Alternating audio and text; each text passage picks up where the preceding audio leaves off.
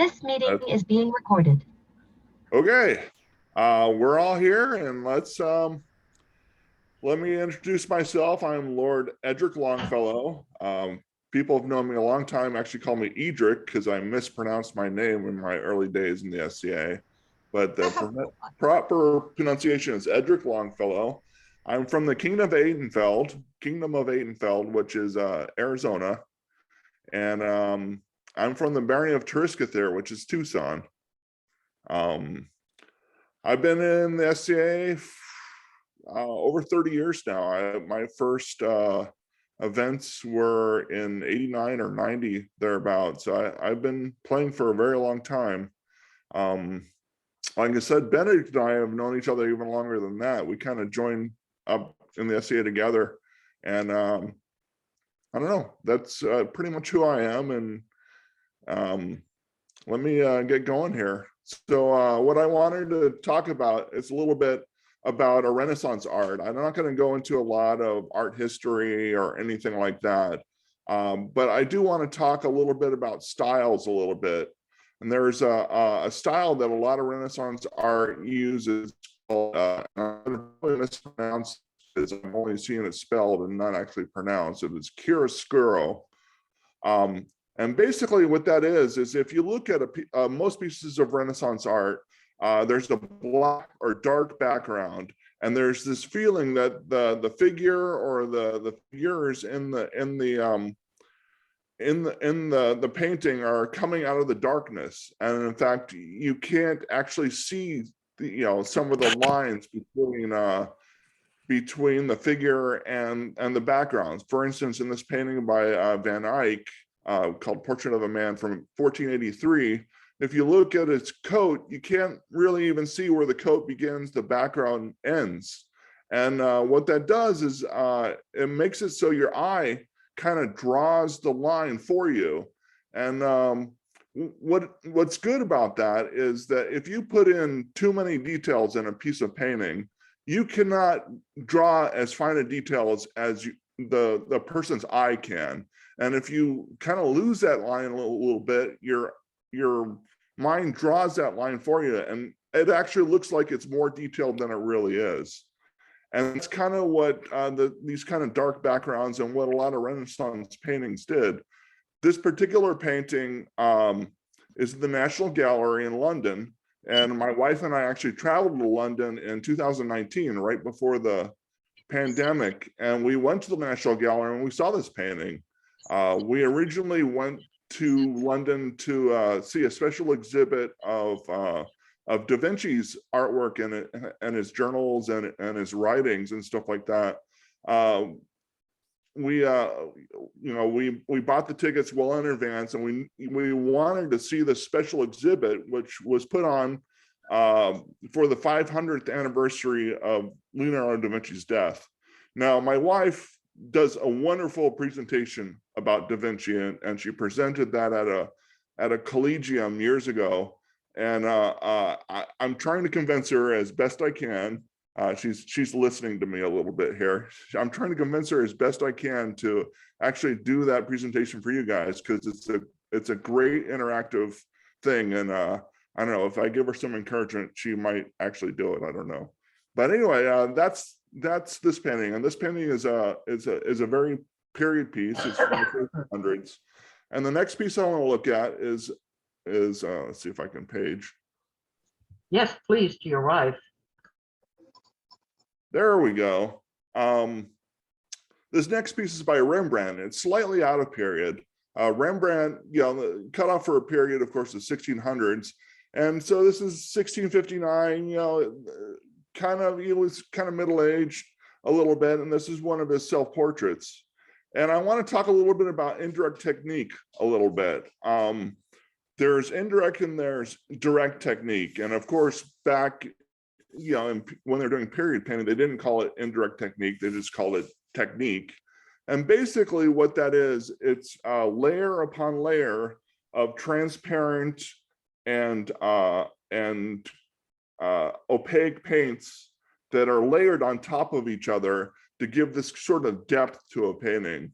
So I don't know if you've ever tried to copy a Rembrandt painting, but if you try and copy his background and you try to mix up some opaque paints to lay in that background, you will never succeed at that, because it is not just one paint or two paints, two pigments. It's actually layer upon layer of pigments. And the way they would do that is they would lay down a dark layer of transparent paint, and then they might go through mixed with medium. And then they might go through, after that dries, and put another layer of medium down and take a little bit of opaque paint, and they would work that into the painting really slowly. And it would start, kind of bright where they laid the opaque paints. And as they worked their way out, it would get thinner and thinner and more transparent and translucent until it became transparent.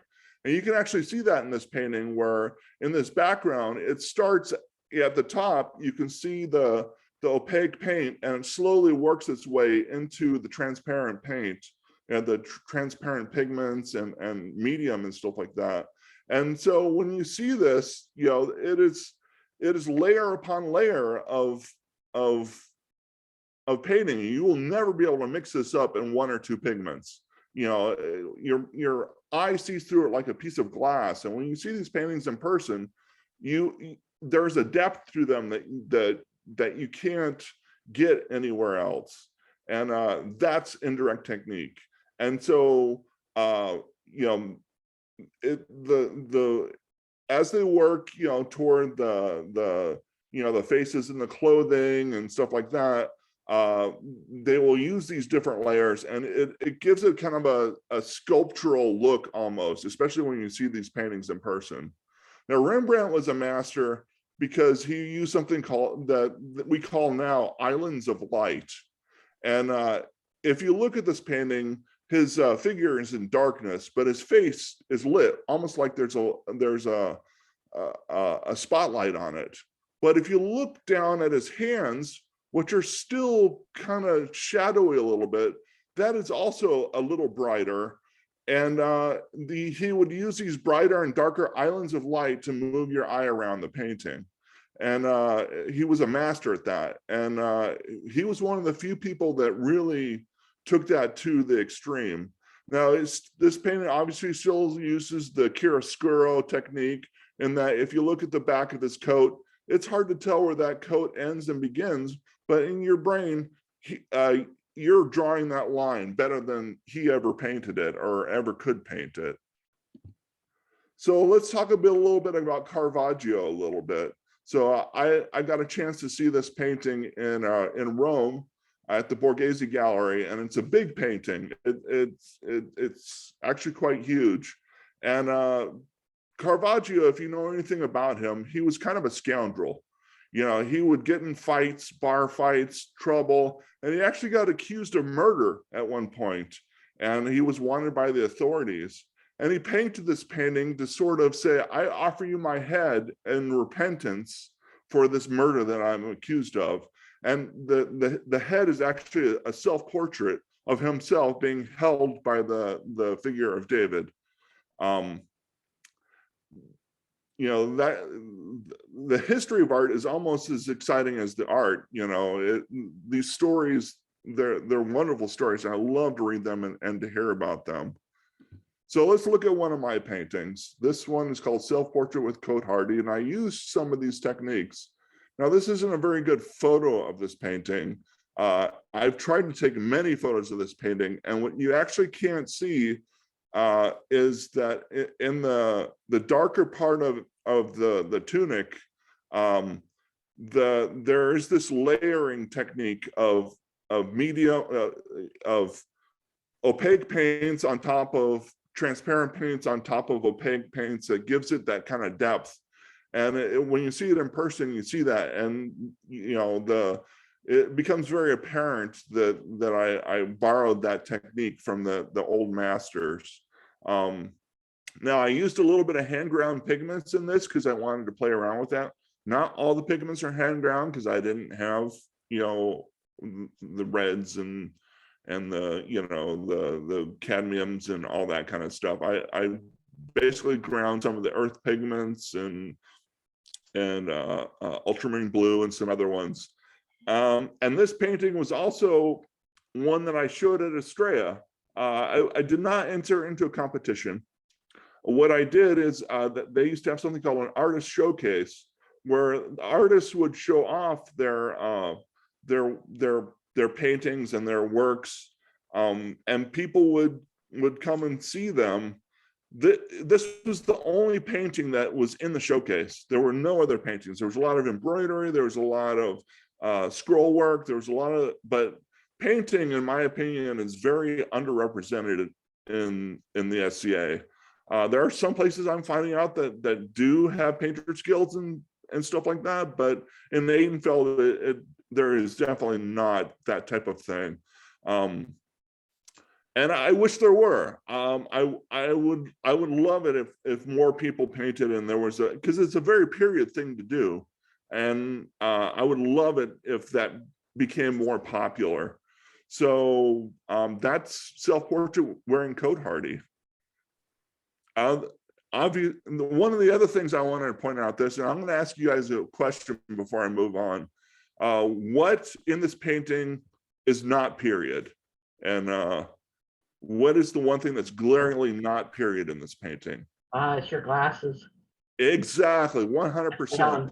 And I question whether or not I should have included my glasses or not, but I wear glasses and it's part of who I am. But I did it in such a way that I was not actually looking through the glasses. I was looking over the glasses so you could still see my face. And I thought it was a pretty good, technique, but it is the one thing that it's not period in this painting. So this is another painting I did that uses the same techniques, this kind of chiaroscuro techniques. And this is our household, Benedict and I's household. Benedict is not in this painting, but a lot of members of our household is there. And so, when you're at an event, a war, a stray war, whatever, and it's that moment that everybody kind of, you're back at camp and it's at night and everybody says, let's go wandering. Does anybody want to go wandering? And you organize yourselves and you all have tankards and you're ready to go out and hit the nightlife. And that's a moment that I wanted to capture in a painting.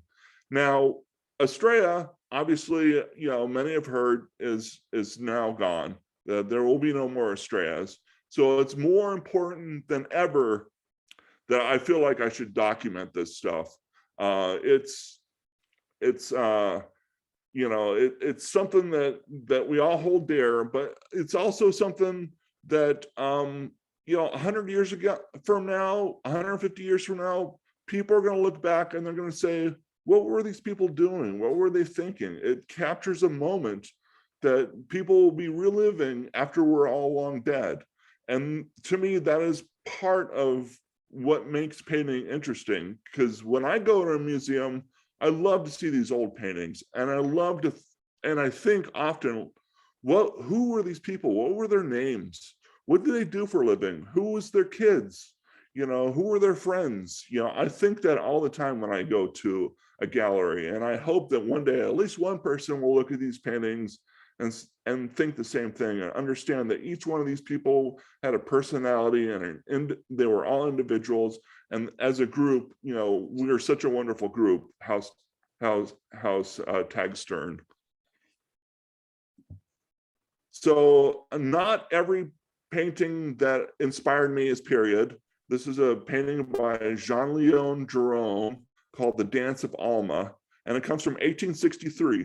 And in the mid to late 1800s, there was a movement in painting called Orientalism. And that was, in their paintings, they would depict Northern Africa or Middle Eastern subjects and ideas. And, Renoir did some Orientalism. It was a very popular thing that came about around that time. And I did a painting that was inspired by this piece called Hoffman and the Outlets. Now, this was depicting a party that used to occur at Estrella on Thursday night. It was put on by the Kingdom of the Outlands, which was one of the principal kingdoms at Estrella. And and I wanted to capture that moment, but it's interesting to capture that moment. It looks like a scene with a story and all that kind of stuff, but it was actually done from 7 different photos that were all mosaicked together in the computer to make one scene.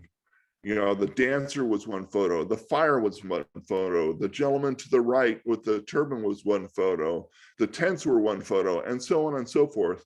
And compositionally, I put them together to make this final composition that it looks like it's just a moment caught in time at Estrella, at the Outlands party. Now, if we look at the compositional elements of this, what do you see? What are some of the things you see? This is a question I'm throwing out to you guys. Well, the dancer's hands and the turban of the fellow by the fire pit, the turban and the hands. Right. So the hands of the Yeah. dancer, who are they pointing at? The musician, of course. Yeah, the gentleman with the accordion. But if you look at the figure behind the dancer with the hands, he also has an arm that he's holding a tankard. And where is that tankard pointing? Points straight to his head. Now look at the fire.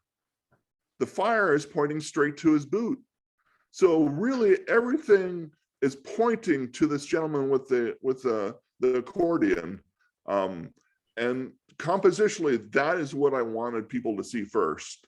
And compositionally, it works pretty well. You know, it's something I thought about as I was putting these together to make sure that people's eye were directed around this painting. And that's Hofland Outlands. I like. So this is another painting I did. Oh, I'm sorry. I like the use of light in that, where the tents were highlighted. And See if I can go back to it. There we go. you've got the white keyboard on the accordion, the light Right. hitting the dancer's arms, the light off of the tents and in the flames. I like how that contradicts the darkness of the rest of it. Exactly. If you look at the tent that's mostly white, it's right behind the gentleman with the accordions, you know, his head. So it pushes out his head. So that's one of the first things you see. And the drummer too is fairly well highlighted. Right. Yeah, those are great observations. Yeah, this was a fun painting to do. It's actually quite big. It's 48 by 36. It's the largest painting I ever did. And in person, it's a very imposing painting. You know, they're not as large as life, but you know, it really makes a statement when you walk in the room. Do you think that the people in those photographs would recognize themselves in your portrait there? Actually, they do. I've posted this painting to various discussion groups and stuff like that. And one person said, "Oh my gosh, there's my husband." And the gentleman with the turban playing the drums, she's like, "That's my husband." And Santiago, the guy playing the accordion, I actually showed him this painting one time at an Estrella. He was taking a break from playing his accordion, and I brought it up on my phone and said, "I painted you." And I showed it to him, and he thought that was great. Very nice, thank you. Absolutely. So this is another painting that I did. It's called "Let's Eat and Drink While There's Oil in the Lantern." I did this as a commission. This one actually does have Benedict in it. If you look at Benedict with his mouth open, the likeness isn't too bad. The other gentleman, his name is Salvatore, and the one with the knife in his mouth. And I actually did this as a commission for him. Now, this painting, I didn't use the chiaroscuro techniques, you know, and you know, I wanted daytime painting, and it's that time, you know, when you're back at camp during the daytime and you're cooking, you're being kind of silly, and it's that camaraderie that people feel inside of a household when they're camping. And like I said, I wanted to document feelings and memories and all the kind of things that Estrella gave to us, so that people in the future, kind of look at that and say, wow, these were amazing events, and I wish I could have been there. That's what I want people to think of when they look at this 100 years from now. We're seeing kind of a Norman Rockwell echo here. A little bit. I can see that for sure. Absolutely. I love that, because Rockwell was always a snapshot of life. Exactly. That's a good observation. I like that a lot, actually. I'm a big fan of Norman Rockwell. He was a good artist. That Norman Rockwell comment makes me love this all that much more. Yeah, exactly. Thank you. It was a hard painting to do, actually. I really struggled with it. My wife can, she was definitely aware of my struggles, because I would after a session, I would, be like, I don't know if I can do it. I don't know if I can pull it off. And even toward the end, I was like, I don't know if it's gonna work. This might be the worst painting I ever did. And now looking back on it, I really like it. And it was a fun painting to do. And, we all have struggled as artists, with our own works. But, when you look back at them later, you're like, that wasn't too bad. And I don't know, that's what I feel like when I see this painting. I really like it. It's alive. Yeah, you definitely see the moment, this moment in time when these people were just having fun. How long does it take you to do one of these paintings? That's a very good question. I think I'd have to look it up. I think this painting had about 8 sessions at 3 hours a piece. So what does that come out to?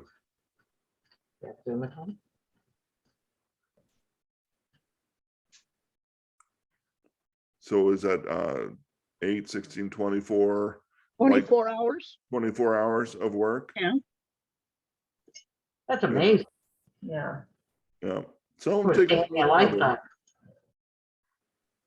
Say that again? It would take me a lifetime. Nah, it just, I don't know. I mean, some people, it does, like Da Vinci worked on the Mona Lisa, for decades. It was his passion. He would work on it just a little bit, just add just a little.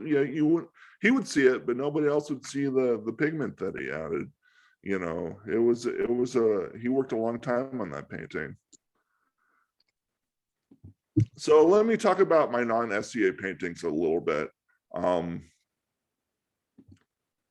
First, before we do that, I'd like to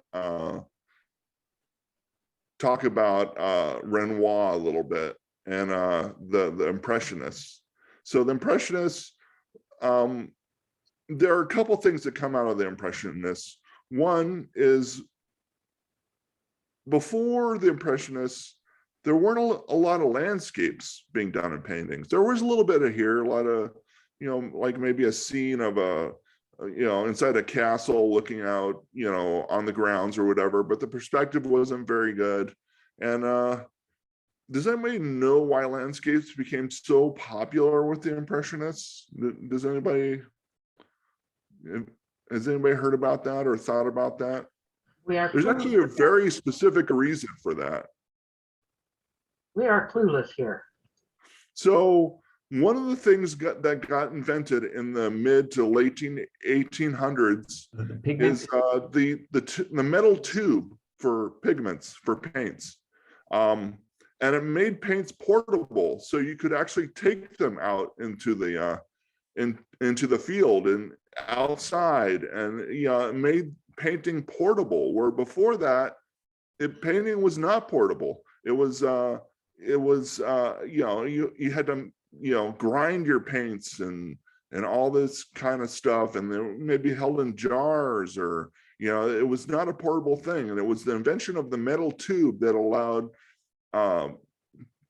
artists to go out in the field and make these paintings.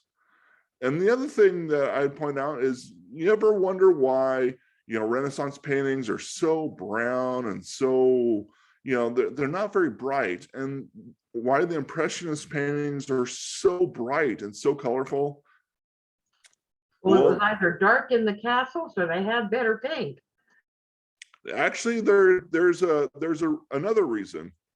One is there were a lot of new pigments that came about, and not all of them worked. Like Van Gogh, the famous painting of his room with his bed and all that.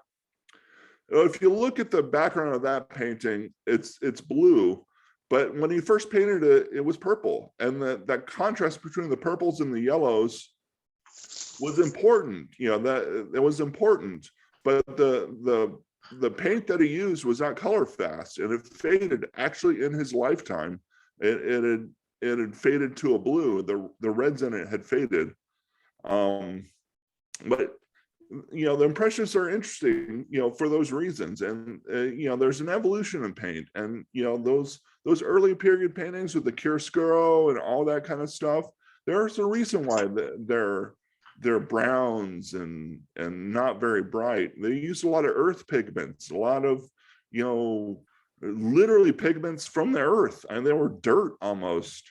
They were processed a little bit, but it was that's what the paintings or the paints were made out of. And the brighter colors and the more technology came about, that's why the Impressionist paintings were so bright. So this was an attempt to make a brighter, more impressionistic type painting. It's moderately successful.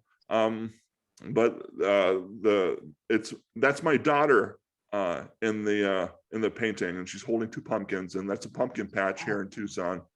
And if you look at the painting that I display by Millet on the right, where are the similarities between these two paintings?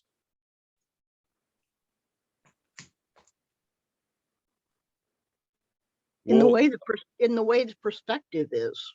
The perspective, that's a very good observation. And there's the little trees in the background, but also if you look at the figures in the background of my painting, they're bent over figures picking up pumpkins from the pumpkin patch.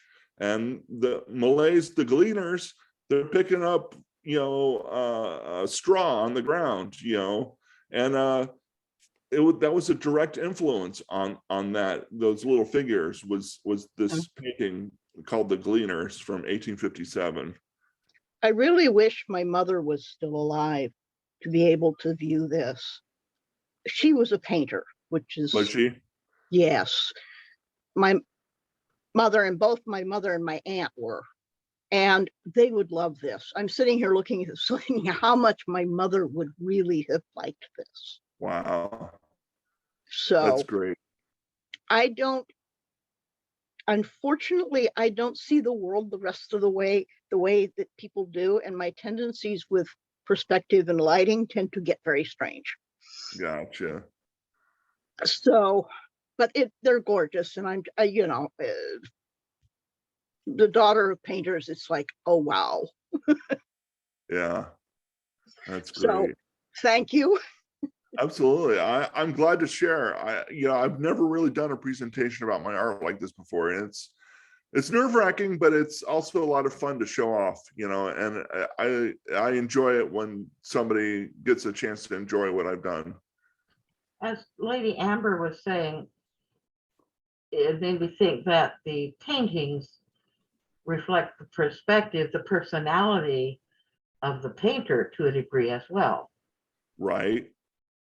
I mean, we all know about the Blue Period and similar things from Van Gogh. Right. His emotions were reflected in his artwork. And absolutely. you're sharing your daughter here with us, and there's some joy in that. Absolutely. It was Her fun to expression. do.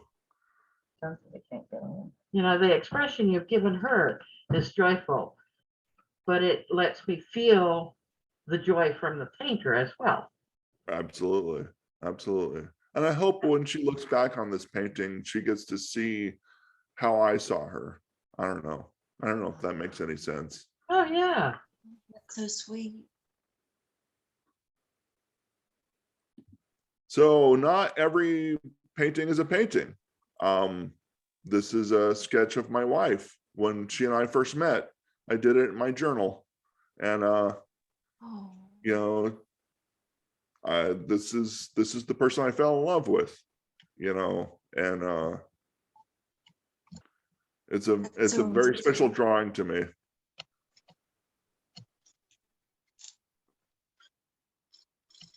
That's so romantic.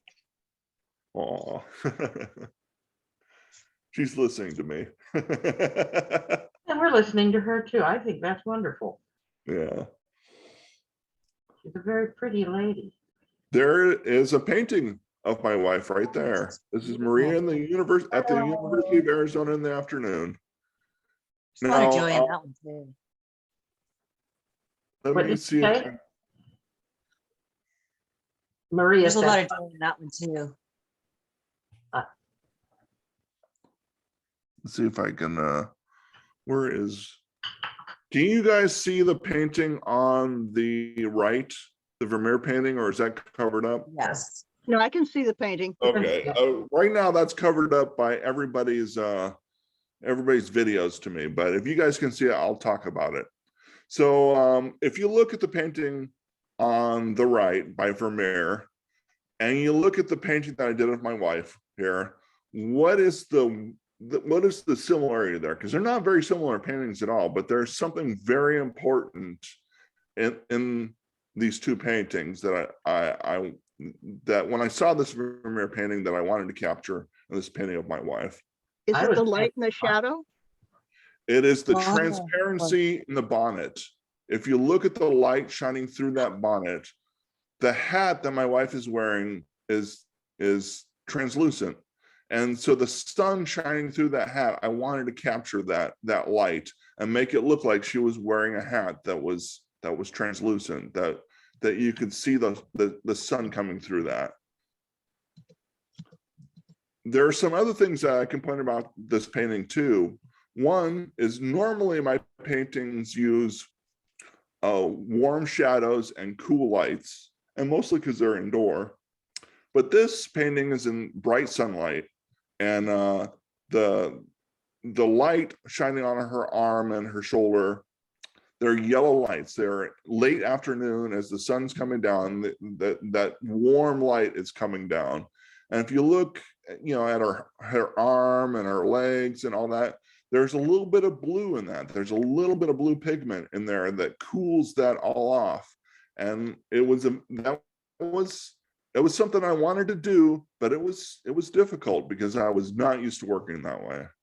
And if you see the blues and the shadows coming off of her arm and, you know, on the sidewalk and stuff like that, that was also an attempt to use cool shadows rather than warm shadows.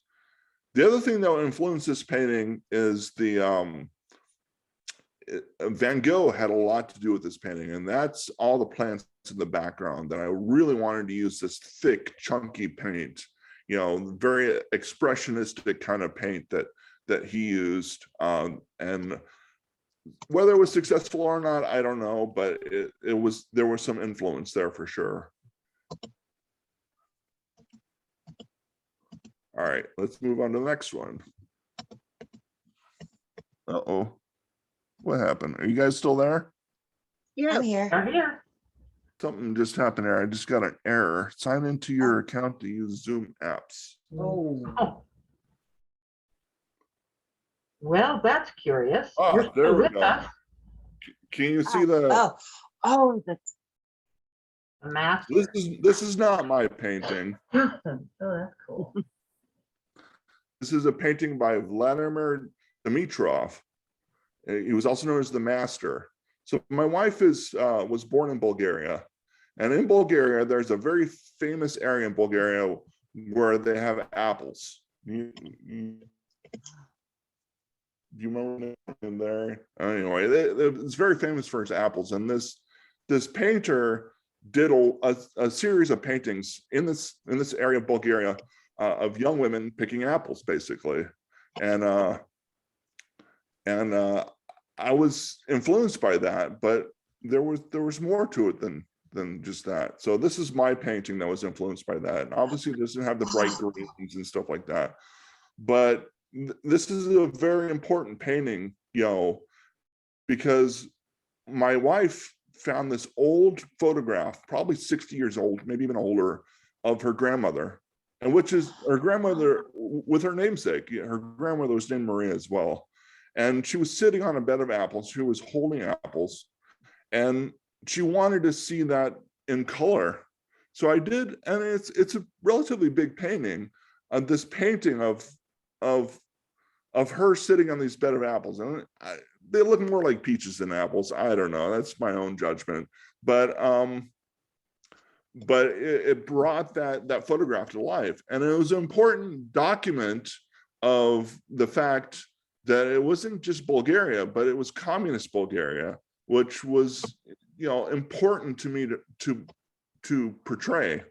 And, because that was a short period of time, in Bulgaria. And if you look at all of Bulgarian history, it wasn't very long, but it was a very important time. And it was very important to my wife's family, who grew up in that communist time.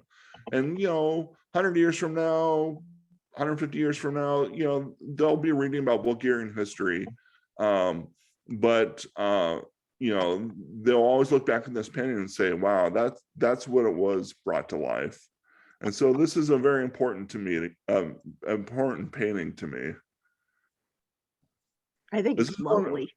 It is a favorite painting of mine. It's got these kind of warm colors. It's probably too warm, too much yellows. I don't know, but it was an important painting to do. So I'd like to talk a little bit about an event that happens here in Tucson. It's not an SCA event. It's called the All Souls Procession. And the All Souls Procession happens the first weekend after Halloween, which is a very special time in a lot of religions, a lot of cultures and stuff like that. And this event, people celebrate the dead. And they carry pictures of loved ones who have passed on, and it is kind of a parade of sorts, except that all participants are encouraged to join in. It's not a parade that you watch; it's one that you walk and you're involved in, and it's I call it celebrative mourning. There's a festive atmosphere of it, but there's also a reverence at the same time. And so these are some photos from that, and I'll show you some paintings that I did from these photos.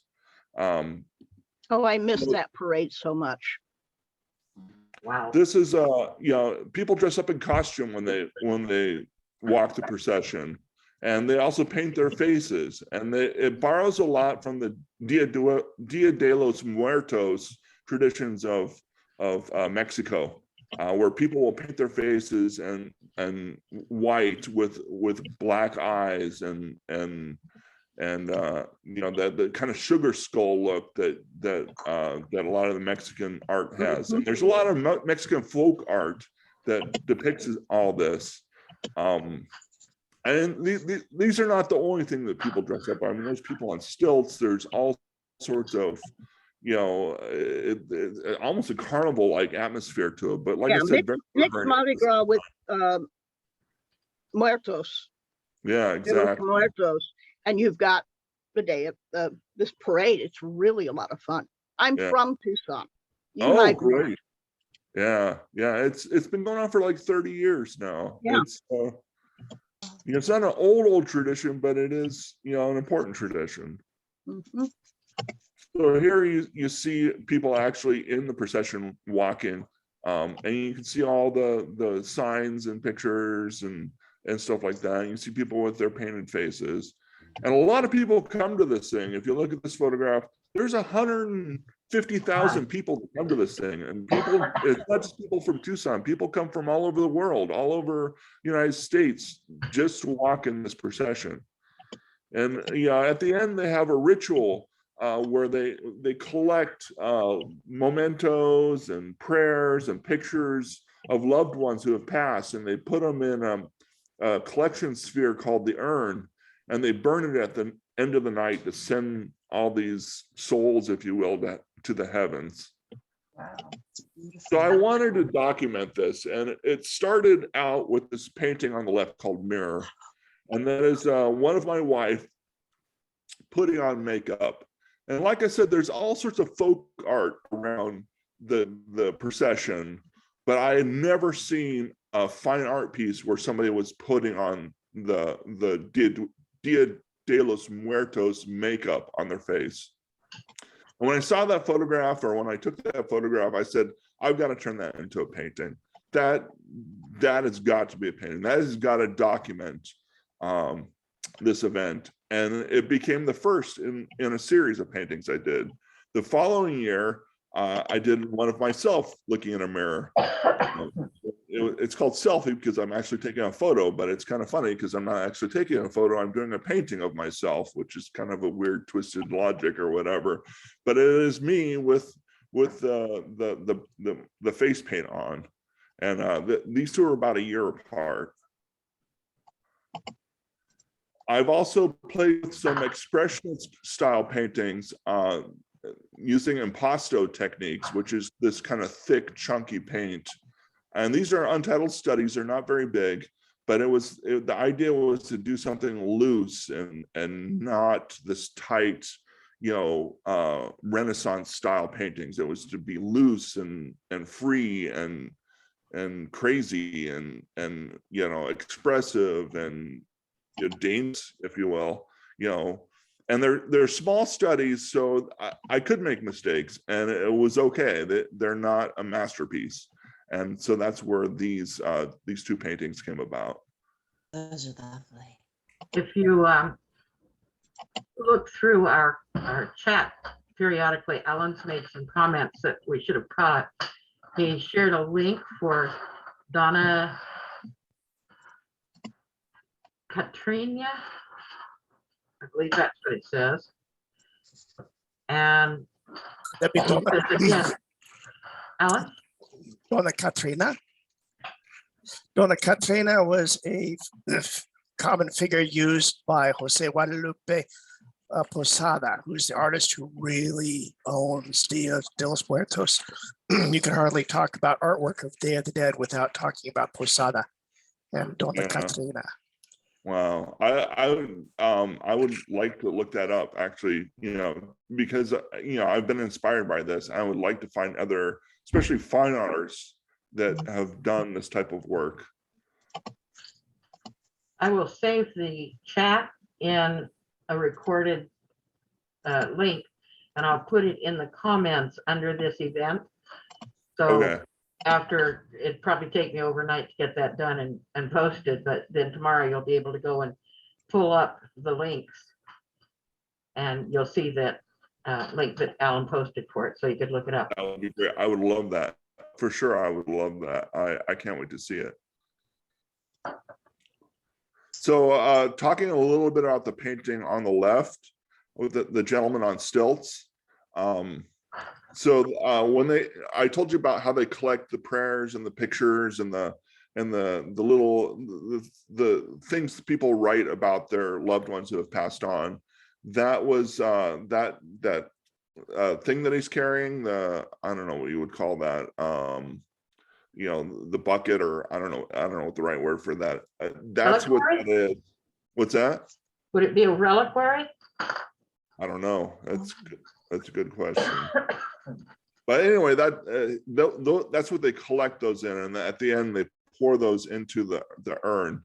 They used to be you could walk up to the urn and put things in the urn as it went by, but the urn is on wheels, and I think they don't want people get run over by the thing, so now they collect them this way.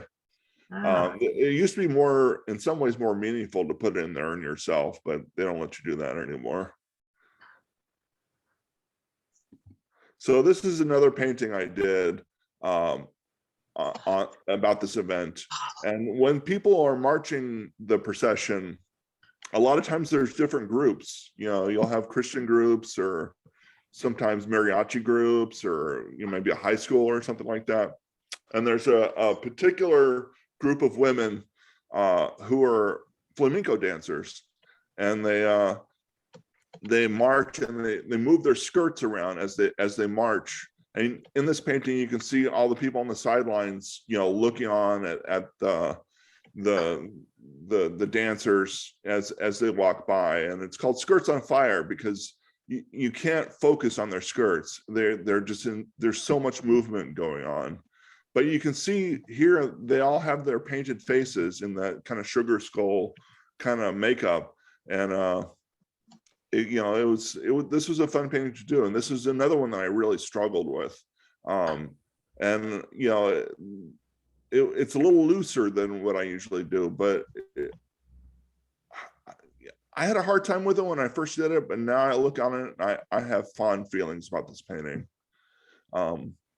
And a lot of times, after you're done with the painting, sometimes it takes a while for you to really appreciate it or whatever, because as artists, we are always, judgmental. Worst critic. Kind of your own worst critic. Right, in many ways, exactly. So I've been fortunate enough to travel in my time, and I've done a series of paintings about my travels. So this first painting called La Rambla, actually a little story about this painting is when my wife and I first met, I sent her to a website that I had this painting up, and this was her favorite of my travel paintings that I'd done, her favorite of my travel paintings that I'd done. And I gave it to her. When we first started dating, I gave it to her, and now, obviously we got married and all that kind of stuff, and it's on our wall now.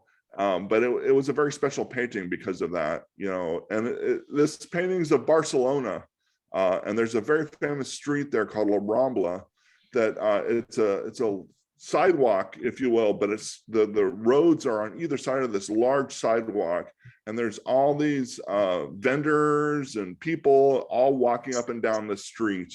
And it was I don't know, it was a fun painting to do. And it has this dappled light, and there's these trees that are overhead in La Rambla, and the sun passes through these lights, and there's a lot of shadows with this dappled light that covers the street. But let's go back. But that was not the only painting I did. When my wife and I first met, I was doing a painting of Latin Quarter in Paris. And as it turns out, around the same time, she had gone to an estate sale and actually found a painting of a street scene in Paris. And it was a strange coincidence that I was working on a street scene in Paris, and she had found this street scene in Paris. And so where I gave her one of my paintings that she really enjoyed, she gave me that painting that she found, because she knew that, it was, I don't know, it was this amazing thing, this amazing connection we had. And so I wanted to put both those in there so you could see them side by side. I like that. It looks not just Paris, but it looks like any large city like Portland or Right. Seattle, with the sidewalk cafes and the hustle and the humanness of it. There's actually a little mistake. There's probably a lot of mistakes, but there's a major mistake in the painting that I did, the cafe scene that I did. And but it had to be done this way just because people read from left to right. And that's the guy on the motorcycle on the scooter is going the wrong direction. If you were actually to go to that street, the traffic on that goes the other direction. But because people's eyes move from left to right, he had to be faced that direction. So it's actually kind of a funny little mistake, but it had to happen. Artistic, what do they call that? Artistic license. Thank you. Yep.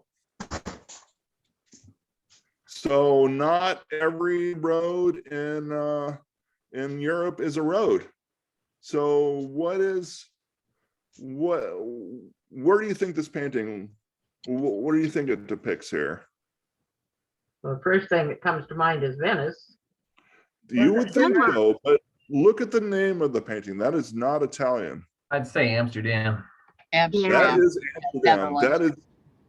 That is a Dutch. Boten van de Zomer means the boats of the summer in Dutch. It is of Amsterdam, absolutely.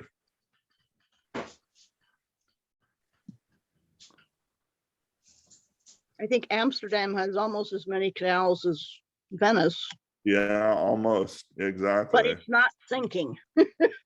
Right. That's true. That is very true. Okay.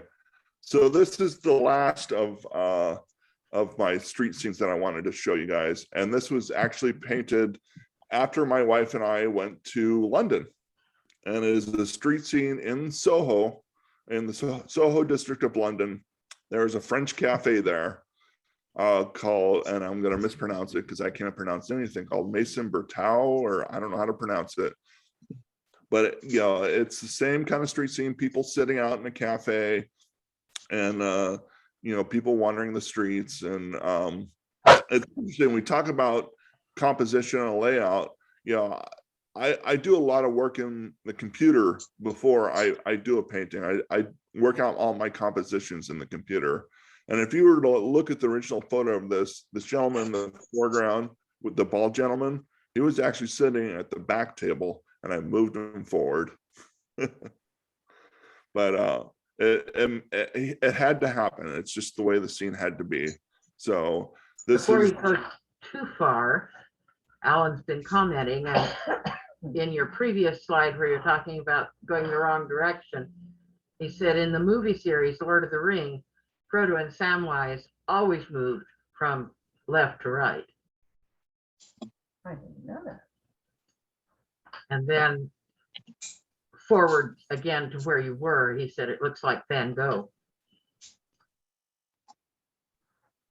you know, I guess if this were in Jerusalem, it would have to go from right to left.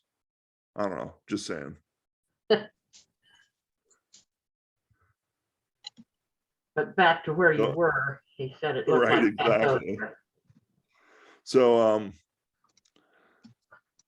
So anyway, that was this painting, and you know, it was a very special trip for us. You know, I've talked about it before, but this is a very special painting to me, and it's in that Impressionist style, and I enjoy it very much. And it has the brighter colors. I actually there was a pigment I used to use in my paintings. It's called transparent oxide brown, and I actually, starting with this painting, I decided I was not going to use transparent oxide brown anymore. I was going to use transparent oxide red because it was a little brighter and a little less orange or brown or whatever. And it made the painting that much brighter. Run out of breath. Okay. So somebody asked us earlier, what am I working on now? So let me show you guys it. And this painting is not done. This is not done. It's still in work, but it's a back to basics a little bit.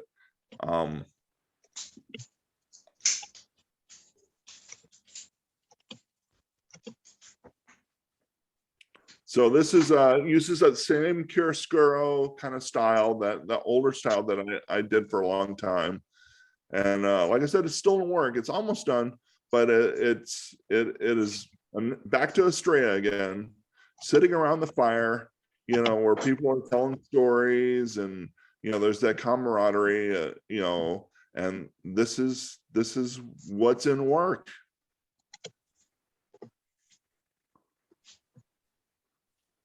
And the things that I'm going to work on here is the hat a little bit, the hand a little bit.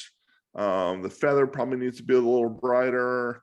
There's little bits and pieces here that have to happen with this painting, but it's getting pretty close. I love the way the flame flicks upward and then is reflected on the feather. Right, exactly. And the reflection of the light on his chin, that kind of bright, you can see he's obviously by the fire. There's a message from Benedict that says, do you still have your art blog? David had or has a blog where he will show his paintings as works in progress. Right, this one I have not shown the progress on this one. I used to do that in the past. I'd always show the progress on my paintings, and with each session I would take a picture, but I'm not done with this painting.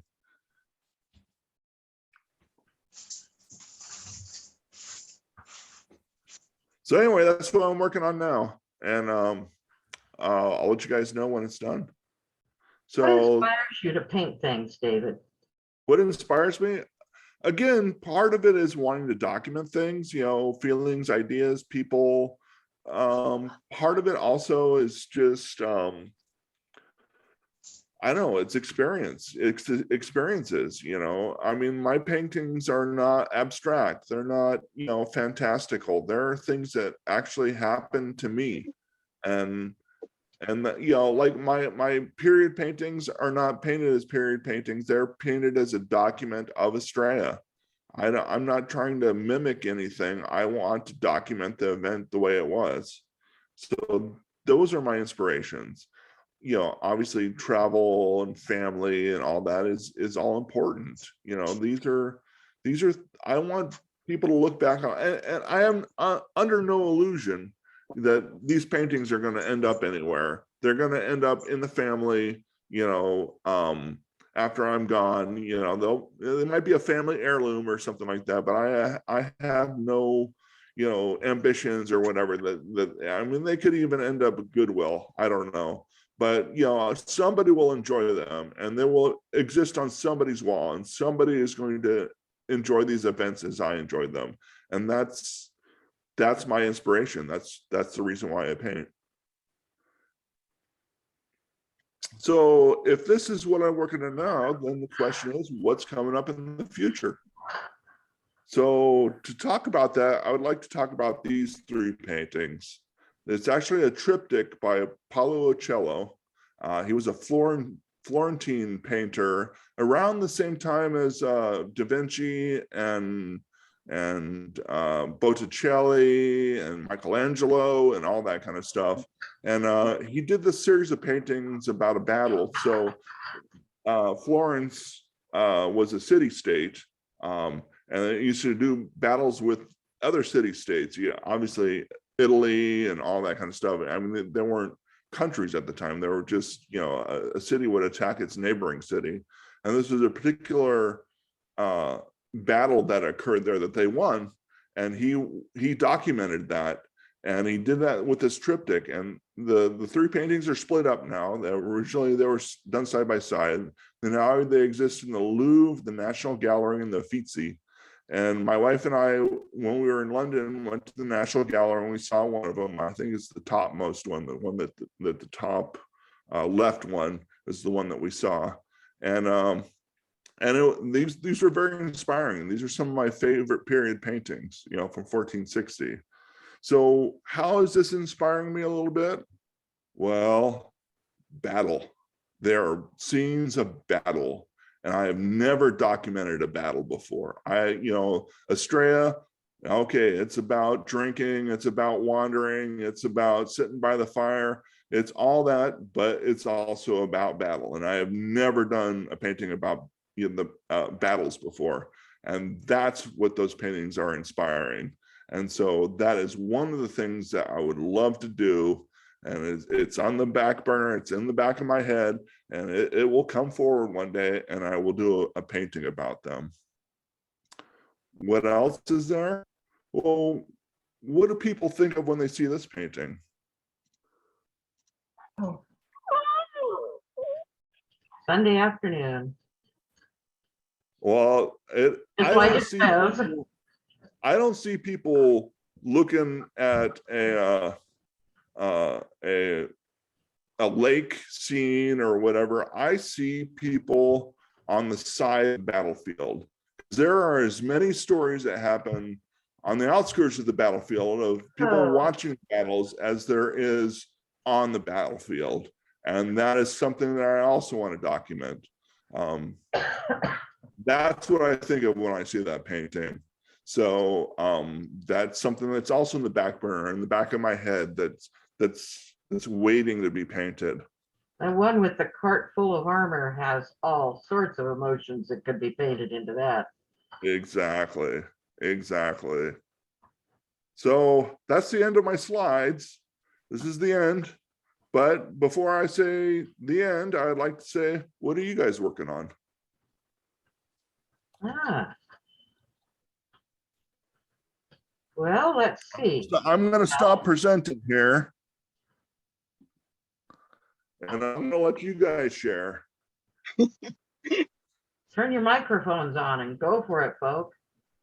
Okay. I am working on a commission. This is the prototype.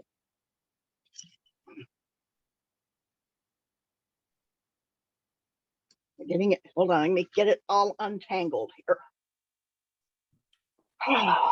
Stomacher? the kernel. There we go.